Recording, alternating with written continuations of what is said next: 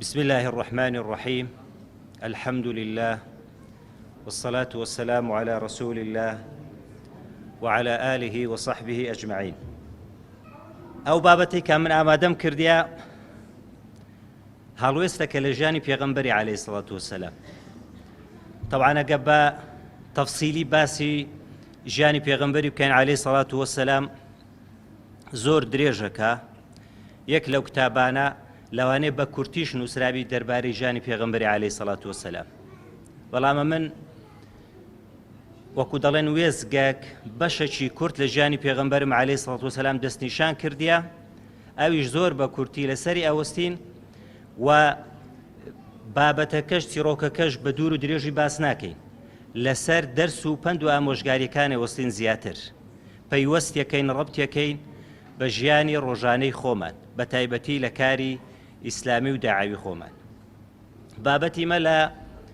لە ژێر ناونیشانی ڕێکەوتنامەی سوڵحی حودەیبیەیە. سوڵحی حودەیبیە لەوانەیە بەشێکی زۆری و خوشک و برایانە کە ئێستا ئامادەن کەم یا زۆر ئاشنا بن بە ژیانی پێغەمبەری عەلەیهی سەڵاتو وەسەلام و بە تایبەتیش سوڵحی حودەیبیە. خۆشەویستان، سوڵحی حودەیبیە پاش ئەوەی پێغەمبەر عەلەیهی سەڵاتو وەسەلام هیجرەتی کرد چوە شاری مەدینە، ماوەیەکی زۆر بوو حەزیان لێ بوو، ئیشتیاقیان هەبوو کە سەردانی ماڵی خوای گەورە بکەن، بەڵام لەبەرەوەی کافرەکان قوڕەیشەکان بربەز بوون لەوەی کە بتوانن عەمرەیان حەجی ماڵی خوای گەورە بە ئەنجام بگەینن.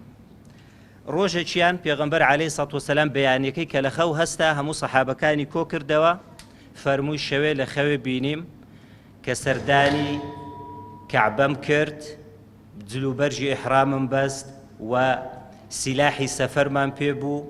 و سەرمانیا تراشی یا کورتمان کردەوە. کە ئەو فەرمودەی فەرموو هەموو سەحابەکانی کۆ کردەوە، گوتی فەرموون دەچین سەردانی کەعبەی پیرۆزەکەی. طبعاً بنەماکە بنچینەکە ئەسڵەکە لە خەونێکی پێغەمبەر بوو عەلەیهی سەڵاتو وەسەلام. سەحابەکانیش زۆر دڵیان خۆش بوو، هەستان وەکو دەڵێن ناوی خوای گەورەیان لێهێنا کە سەردانی ماڵی خوای گەورە بکەن بە نیەتی بەجێگەیاندنی عەمرە. طبعاً بەخۆشتان دەزانن هێشتا کەعبەی پیرۆز فەتح نەکرایە و قوڕەیشەکان بە هیچ شێوەیەکی ڕازی نابن کە سەردانی ماڵی خوای گەورە بکەن، بەڵام ئەوە پێغەمبەر عەلەیهی سەڵاتو وەسەلام خەونی بینیوە و نیەتیان هێنا و بڕیاریاندا کە سەردان بکەن. پێغەمبەر عەلەیهی سەڵاتو وەسەلام کەسێکی وەکو چاوساغ، وەکو دەڵێ هەواڵگری نارد بە ناوی بوشری کوڕی سوفیان، پێی فەرموو کە هەواڵەکانی بۆ بێنێتەوە. پێشتر ناردی و بالفعل ئەو سەحابە بەڕێزە کە ناوی بوشری کوڕی سوفیانە هەموو هەواڵەکانی هێناوە، یا ڕەسوڵ ئەڵڵا ئەوانە خەبەریان زانیوە و نیەتیشیان وانیە ڕێگە بدرێت کە موسڵمانەکان سەردانی ماڵی خوای گەورە بکەن. و پێغەمبەر عەلەیهی سەڵاتو وەسەلام بەردەوام بوو لەوەی کە هەواڵی وەکو دەڵێن سات بە سات هەواڵەکان بزانی مەوقیفی قوڕەیشەکان چۆن دەبێت لە سەردانیکردنی ماڵی خوای گەورە. هەر لەبەر ئەم هۆکارەش کەسێکی دەستنیشان کرد کە سەردانی قوڕەیشەکان بکات، ئەویشیان بە ناوی بودەیلی کوڕی وەرقاءە. طبعاً کابرایەکی موشریکە، بەڵام پێغەمبەر عەلەیهی سەڵاتو وەسەلام دەستنیشانی کرد، دەڵێن بودەی لە بەنی خوزاعەیە. بەنی خوزاعە هەرچەندە موشریکیش بوون، بەڵام جێسیقەی پێغەمبەری بوون عەلەیهی سەڵاتو وەسەلام. ئەو پیاوە بووە بەدیل وتی کاکەوە محەممەد سەردانی ماڵی خوای گەورە ئەکە، هیچ نیەتێکی شەڕی نییە. طبعاً پێغەمبەر پێی فەرموو عەلەیهی سەڵاتو وەسەلام کە ئەوان نیەتی شەڕیان نییە، تەنها مەبەستیانە عەمرە ئەنجام بدەن، بەڵام ئەوان بە هەموو شێوەیەکی ڕەفزیان کرد، تیان بە هیچ شێوەیەکی ڕێگە نادەین محەممەد و هاوڵەکانی بێن سەردانی ماڵی خوای گەورە بکەن. و پێغەمبەر عەلەیهی سەڵاتو وەسەلام هەنگاو بە هەنگاو دەچووە پێش، هەتا وەکو شوێنێک گەیشتە شوێنیش پێگوتری عەسەفان. عەسەفان تەمانە منم دیتە، بەڵام لە خشتە و وێنەی کە تەماشا ئەکەین شوێنێکی نزیکە لە کەعبەی پیرۆز. هەموو جارێ مشریکەکان قوڕەیشەکان کەمینیاندا ئەنە کە پێغەمبەر عەلەیهی سەڵاتو وەسەلام بکەویتە کەمین و لێیدەن، بەڵام پێغەمبەر عەلەیهی سەڵاتو وەسەلام هەموو جارێ شوێنەکەی ئەگۆڕی هەتا وەکو ڕوو بە ڕووبوونەوە ڕوو نەدات. دواتر لە عەسەفان لە شوێنێکیان دەست نیشان کردو لێیان دانا ئەو شوێنە ناوی حودەیبیە بوو سولحەکەش ئاشتەواییەکەش بە ناوی حودەیبیە لەو شوێنە بوو بە ناوی ئەو شوێنەی کرا کە پێغەمبەر و هاوڵەکان لێیان دانا دواتر پێغەمبەر عەلەیهی سەڵاتو وەسەلام لەگە قوڕەیشەکان دەستی کرد بە مفاوەزە طەبعاً ئەوە بابەتی دوور و درێژەوێ بەڵام بڕیارماندا کە بابەتەکە چیرۆکەکە سەرد بکەین بە سەریعی هەتاکو کاتەکەمان لەدەست نەچیت قوڕەیشیەکان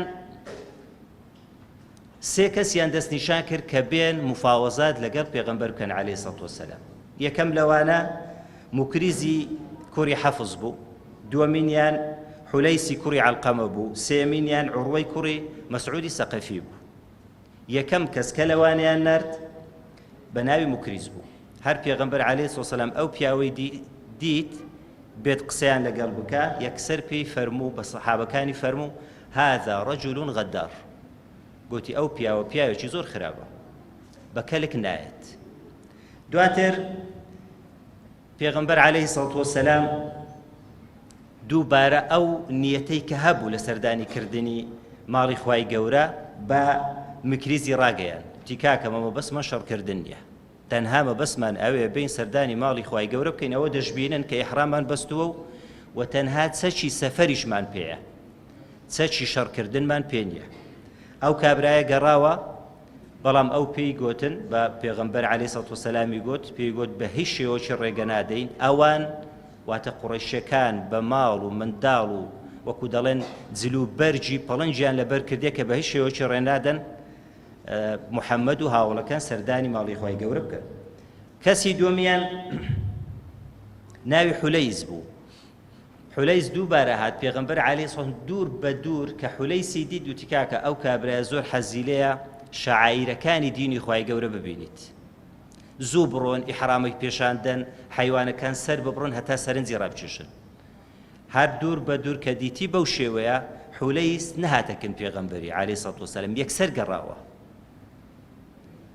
بە قوڕەیشەکانی گوت وەڵڵاهی ئەو پیاوەنیەتێکی زۆر باشی هەیە پێم خۆشە ڕێگەی بدەن بێت سەردانی کعبەی پیرۆز بکە گوتیانە تو ئاعرابیەشی دەشتێکی نەزانی ئەوە بەگوێمان نەکردی ئەو جارەیان کۆتا کەس کە ناردیان ناوی عوڕوەی کوڕی مەسعود بوو عوڕە دووبارە هات سەردانی پێغەمبەری کرد عەلەیهی سەڵاتو وەسەلام دووبارە پێغەمبەر پێی فەرموو کە نیەتی وان شەڕکردن نییە و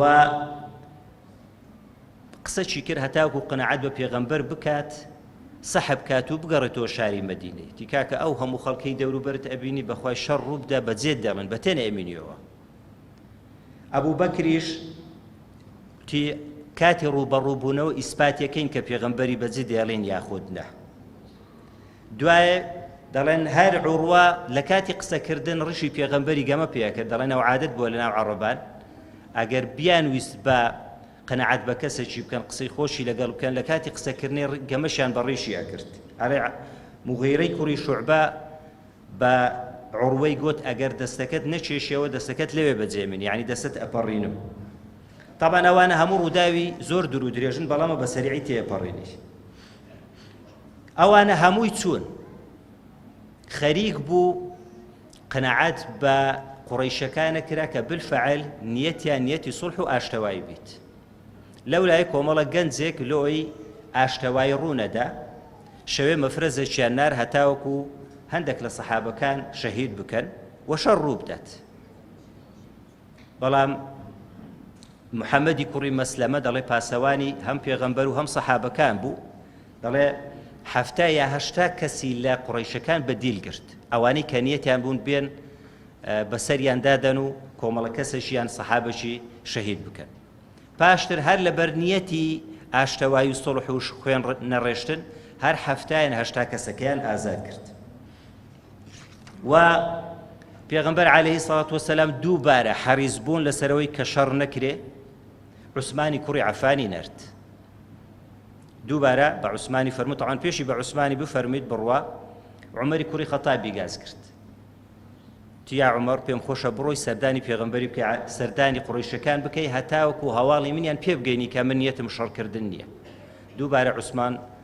خەبەرەکەی نرد و پێیان گوت ئەوە هەواڵەکەت گەیاند پێمان خۆشە تەوافیش بکەوتی هەتا پێغەمبەر عەلەیهی سەڵاتو وسەلام تەواف نەکا منیش تەواف ناکەم. دواتر 3 ڕۆژ عوسمانی کوڕی عەفان تاخیر بوو و خەبەر هات هەواڵ هات کە عوسمانی کوڕی عەفان شەهید کراوە. پێغەمبەر عەلەیهی سەڵاتو وەسەلام هەموو سەحابەکانی کۆ کردەوە گوتی ئەوە نیەتی مەبوو بە هەموو شێوەیەکی هەوڵماندا کە ئاشتەوایی بکەین بەڵام دەبینین کە یەک لە هاوڵەکانمان بەغەدر شەهید کراوە. هەوبوو بەیعەی ڕیضوان ڕوویدا هەموو سەحابەکان کۆکرانەوە کە بەیعەتی مردنیان لەگەڵ پێغەمبەردا عەلەیهی سەڵاتو وەسەلام تێن مادام عوسمان بەناحەق شەهید کراوە. خوای گەورە ئاەتی دابەزا لەقەد رضي الله عن المؤمنين إذ يبايعونك تحت الشجرة ئەو شەجەرەی کە بەیعەی ڕیضوانیان لەگەڵ بەست. بەڵام دواتر هەواڵ هات وتیان کاکە ئەو هەواڵی کە بڵاو کراوە هەواڵەکە ڕاست نییە عوسمانی کوڕی عەفان لە ژیانە بەڵام ئەو 3 ڕۆژانە تاخیر کراوە بە نیەتێک قوڕیشەکان ئەیزانن. ئەوانە هەر هەمووی نەتیجەی وەکو دەڵێن ئەو بینە و بەرەی بوو کە لە بینی پێغەمبەر و لەگەڵ قوڕیشەکان. دواتر قوڕیشەکان کابرایشتیانە تەبعاً ئەو شتە وردانی کە باسەکەم لە کۆتایی نیەتم هەیە مەبەستم ئەوێ دەرس و عیبرەت لەسەر ئەو خاڵانە باسکەین. دواتر پیاوەکیان نارد بە ناوی سوهەیلی کوڕی عەمڕ. دووبارە پێغەمبەر عەلەیهی سەڵاتو وسەلام هەر لە دوور کابرایەکەی دیت یەکسەر گوتی قوڕیشەکان مەبەستیانە سوڵح و ئاشتەوایی بکەن هەر لە پیاوەکەی ڕازانی تەماشای ئەو پیاوانەی پێشتری فلان و غەدار فلان کەس حەزی لێ شەعایری دینی خوای گەورە ببینیت. سوهەیلی دیتی قوڕیشەکان مەبەستیانە سوڵح و ئاشتەوایی بکەن بالفعل هات و دەستیان پێ کرد. طەبعاً دەڵێن هۆکار چ بووە لەبەر چ قوڕیشەکان پاش ئەو هەموو توند و تیژیان بەکارهێنا بە هیچ شێوەیەکی ڕێگە نادەین بێن سەردانی ماڵی خوای گەورە بکەن بەڵام ئاخیری ڕازی بوون. دەڵێن 3 هۆکار هەبوو. هۆکاری یەکەم لەبەر بەیعەی ڕیضوان چونکە خەبەریان هەبوو گوتیان سەحابەکان هەموو بەیعەتی مردنیان بە پێغەمبەری داوە کە بێن هێرش بکەنە سەر شاری مەکەی. دیارە نیشانەی تۆکمەی و بەهێزی سەحابەکانی پیشاندا. ئەوەی دووەمینیان بە دیلگرتنی 70 یا 80 چەکداری قوڕیشەکان نیشانەیە کە هێز و قووەتیان هەیە سەحابەکان. دواتر ئەو کابرایی کە بە قوڕیشەکانی گوتی وەڵڵاهی طبعاً یەک لە سێمین وفد کە ناردیان پێی گوتن گوتی ئەو کابرانیەتی شەڕ نییە بەس باوەڕ بکە کۆمەڵە کەسێکم دیت لە دەوروبەری پێغەمبەری عەلەیهی سەڵاتو وەسەلام لە هیچ کەسێکم نەدیتیە نە لە فارسەکان نە لە ڕۆمەکان نە لە حەبەشیەکان هەر قسە چی بکە منافەسەیە چێ جێبەجێی دەکات. دەستنوێژی ئەشوا هەموو منافەسەیان لەسەر ئەوەیە کە تەبەڕوک بکەن بەو ئاوەی کە پێغەمبەر دەستنوێژی پێشوشتووە. ئەگەر بەگوێی منەکەن ڕێگەی ئەدە بابێ ئەگەرنا ئەوانە دەتوانن بە قووەت و بەهێزیش بێنە شاری مەکەی. ئەو 3 هۆکارانە وەی کرد کە قوڕیشەکان ناچار بکە دانوستان دەست پێ بکەن و دەست بە گفتوگۆ بکەن. لەسەر 4 خاڵ ڕێکەتن جا ئەو خاڵانە دیقەتکەن خوشکان و برایان. زاهیریەکەی تەماشاەکەی هەمووی تەنازولە بەڵام ئاخیرەکەی هەمووی بەخێر و بە قازانج ئەشێتەوە بە موسڵمانەکان. خاڵی یەکەم پێغەمبەر عەلەیهی سەڵاتو وەسەلام ئەو سەفەرەی نابی سەردانی کەعبەی پیرۆز بکە عەمڕەی ئەنجام بدات دەبی بگەڕێتەوە ساڵێکی تکە بێت. پێغەمبەر ڕازی بوو عەلەیهی سەڵاتو وەسەلام. خاڵی دووەمینیان 10 ساڵ شەڕ لە بەینی قوڕیشەکان و موسڵمانەکان ڕوو نەدات. یعنی ئاشتەوای ئەو سوڵحەی کە مۆڵێکن. خاڵی دوم ئەوەیە هەتا 10 ساڵی کە شەڕ ڕوو نەدات. خاڵی سێمینیان هەر کەسێک لە عەرەبەکان پێی خۆشە بچیتە هاوپەیمانی موحەممەدی سەحابەکان موسڵمانەکان ئەوە ڕێگە پێدراوە و هەر کەسێکی هاوپەیمانی لەگەڵ قوڕیشەکان بکە ئەویش ئازادە. خاڵی چوارەمینیان ئەو خاڵە جێی سەرنجە هەر موسڵمانێک لە شاری مەککە ئەگەر موسڵمان بوو بەبێ ئیزنی وەلی ئەمری بێتە ناو سەحابەکان و کن موحەممەدی عەلەیهی سەڵاتو وەسەلام نابی ڕێگەی پێ بدرێ دەبێت تەسلیمی کافرەکان بکرێتەوە بەوردی گوێم لێ بگرن. بەڵام هەر کەسێک لە موسڵمانەکان ئەگەر مرتەد بووەوە بچیتە ناو قوڕیشەکان دەبی ڕێی پێ بدرێ. هەر مسلمانێک هەر کافرێک مسلمان ببیت بەبێ ئیزنی وەلی ئەمری خۆی بێتە ناو مسلمانەکان نابی بیحەوێنەوە دەبێت تەسلیمی بکەن بەڵام هەر مسلمانێک مرتەد و کافر بوو دەبڕێی پێ بدرێ پێغەمبەر لەسەر ئەو خاڵەش ڕازی بوو عەلەیهی سەڵات وەسەلام یاڵا با دەست پێ بکەین گوتیان با عەقدەکەی بنووسین با ڕێکەوتنامەکەی سوڵحی حودەیبیە بنووسین پێغەمبەر عەلەیهی سەڵات فەرمانی بە عەلی کرد گوتی بنووسە یەکسەر گوتیان ئەو ڕێکەوتنامە گرێدرا عەقد کرا لە نێوان محەممەد ڕەسوول الله و لەگەڵ سوهەیلی کوڕی عەمڕ هەموو گوتیان کاکە جاگەر ئەمە قەنەعەتمان وابیت ئەتوو پێغەمبەری خوای ئیمانت پێدەینین شەڕت لەگەڵ ناکەین بنووسە ئەو عەقدە مۆر کرا لە نێوان محەممەدی کوڕی عەبدوڵڵای نەک محەممەد ڕەسوول الله پێغەمبەر فەرمانی بە عەلی کرد گوتی محەممەد ڕەسوول الله کێ ڕەش بکەوە گوتی ڕەشی ناکەمەوە طبعا دەستی نەئەگر بێحوڕمەتی و بێڕێزی بەرامبەر ناوی خوا پێغەمبەری گوتی پێشانمدا پێغەمبەر بە دەستی خۆی عەلەیهی سەڵات وەسەلام ڕەسوول الله کێ ڕەش کردەوە دووبارە لە ڕێکەوتنامەکەی گوتیان بنووسن بسم الله الرحمن الرحیم گوتیان لەکنەمە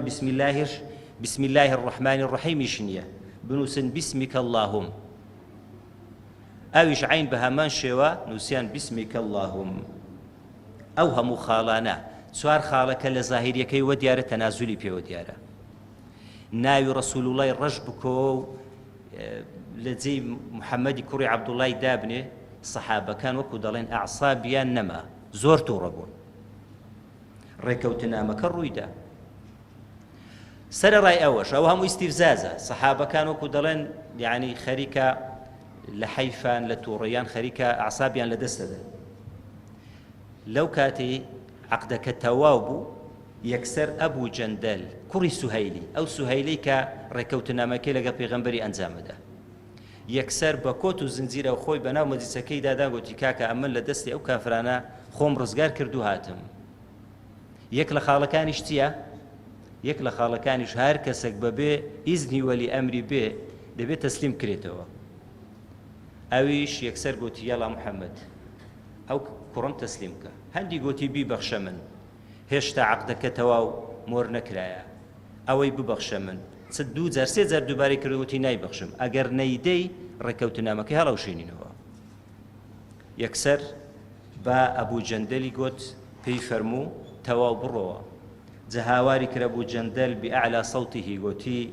یا معشەڕ المسلمین ئەئەڕدوا إلى المشركين تەسلیمی مشریکەکانم مەکەن يفتونونني في ديني فتنة لدينم بيداكن يعني مرتدم أكنوا فقال رسول الله صلى الله عليه وسلم يا أبا جندل اصبر واحتسب صبر بقرأ الآخري فرموي خواي جورة درجتان لو أكاتوا أو هم روداني يك لسريك حر هموي صحابة كاني زار بزار زيارتي تورا كرت يكسر پیغمبر عليه الصلاة والسلام قلت يلا حيوان كانتان سر ببرنو سري خوشان بتراشن يك صحابة لزي خوي نزوله پیغمبر عليه الصلاة والسلام زور تورو يكسر سوا خيمي سلمي طبعا لو صلح حديبية لو سفري سلمي لقل خوي نابو قوتي فرمانيان بي أكن فرمانم زي بزيناكن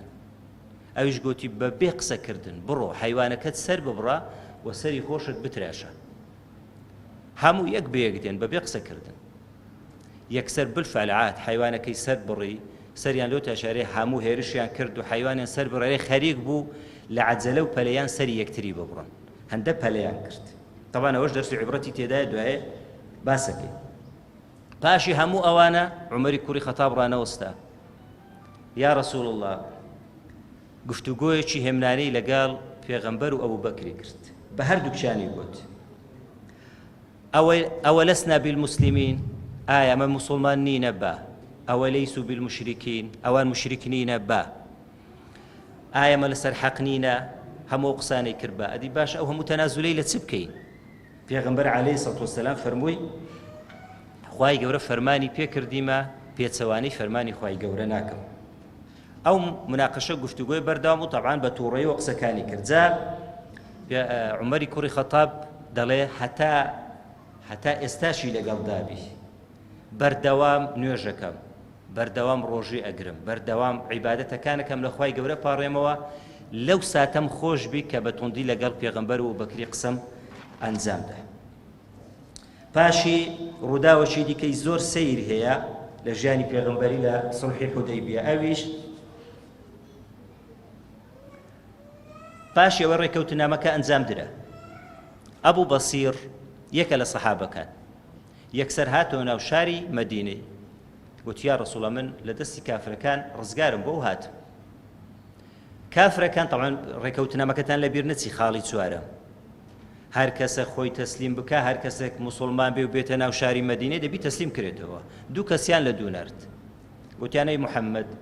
لە یەک لە خاڵەکانی ڕێکەوتنەکەی ئەوێ هەر کەسێک بێتە ناو شاری مەدینەی دەبی تەسلیم کرێ. ئەویش یەکسەر بە ئەو بەسیری گوت ئەو بەسیر بڕۆ، تازە ئەمە عەقدمان کردیە، وەعدماندایە، لە عەقدکردن و وەعددانیش غەدر ناکەین، هەڵی ناوەشێنینەوە. ئەبوو بەسیر لەگەڵیان ڕۆیش هەتا مەسافەشی دوور پێکەوە دانیشتن خورمایان نەخوارد. ئەبوو بەسیر فرسەتێکی وەرگر گوتی وەڵی فلان کەس شمشێری تو شمشێرێکی زۆر چاکە لۆوێ منادەی، قەنەعەتی پێ کردووەیدا یەکسەر لەسەریدا ئەوی کوشت، سەری لە دوێوی دکەینە وەکو دەڵێن بە حەلاوەلا خۆی ڕزگار کرد. یەکسەر بە ترس و لەرزەوە گوتی یا محەممەد، گوتی هاوڵی تو یەک لە هاوڵەکانی منی کوشت و ئەمنیش خۆم قوتارکرد ئەگەر نامنیشیە کوشت.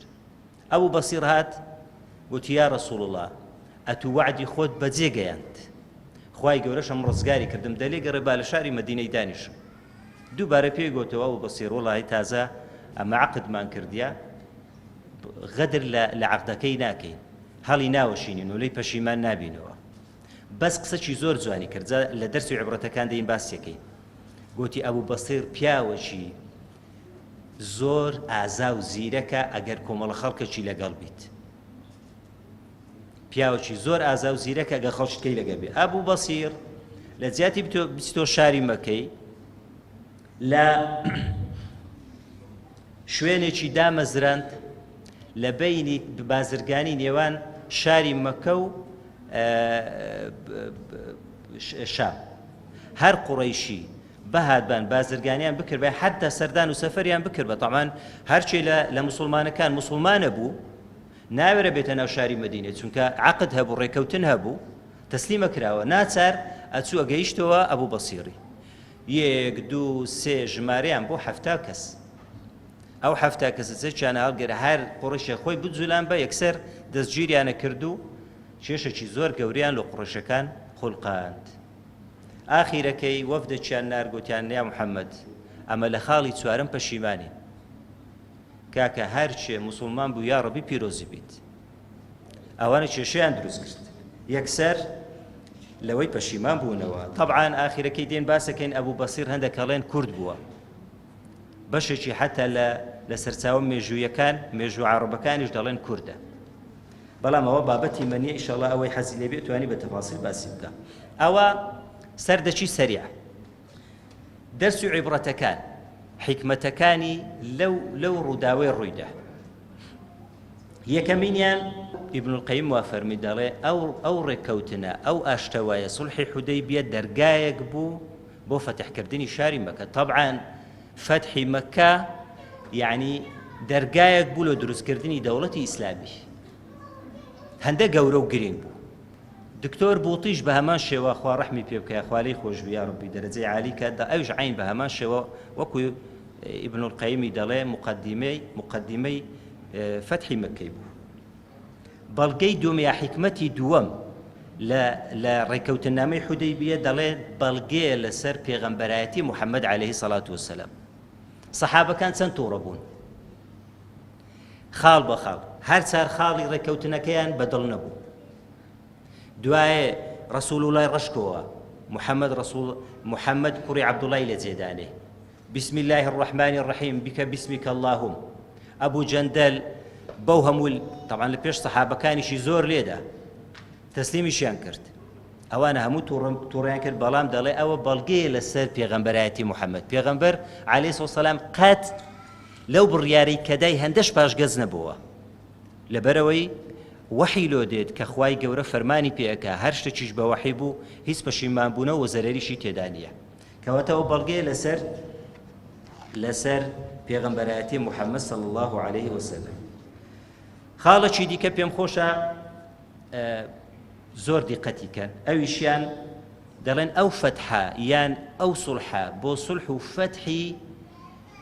پسلمی ئاشتەوایی بەبێ ئەوەی خوێن بڕژێ بەبێ ئەوەی شەڕ ڕووبدا. خوشک و برانی بەڕێز ئاگادار بن دینی ئیسلام بەردەوام لەگەڵ ئەوەیە حتا بکرێ قسەی ڕقیش بە کەسەکی نەڵێ یەک شەقەشی لێ نەدەی خوێنی کەسێکی نەڕێژی حتا بکرێ لەبەر چیە چونکە تو خوا نەخواستە کەسێک وەکو دەڵێن سەنگەر لە ئیسلامیش بگریت خوا نەخواستە بەدەستی تو شتێکی بەسەر هات کوژرا ئەتوو بوویە هۆکار دەینێریە جەهەنەمێ ئەمەش دینی ڕەحمەتین وما ئەرسەلناکە ئیلا ڕەحمەتەن للعالەمین. پێغەمبەر عەلەیهی سەڵات وەسەلام ئەو هەموو بە زاهیرەکەیوە دیار بوو کە تەنازولی کرد بەڵام ئاخیرەکەی هەمووی فەتحەکی کرد فەتحەکە هەموو ئاشتەوایی سوڵح بوو بە هەزارەها کەس موسڵمان بوون بەبێ ئەوەی یەک قەترە خوێنیش بڕژێت.